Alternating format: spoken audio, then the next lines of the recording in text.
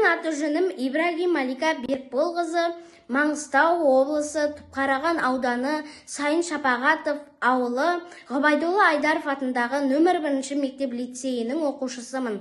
Менің жетекшім Ешбаева Нұргүл. Мұқағали Мақатаев. 3 бақытым. Ең бірінші бақытым халқым менің, соған берем ойымның алтын кенін.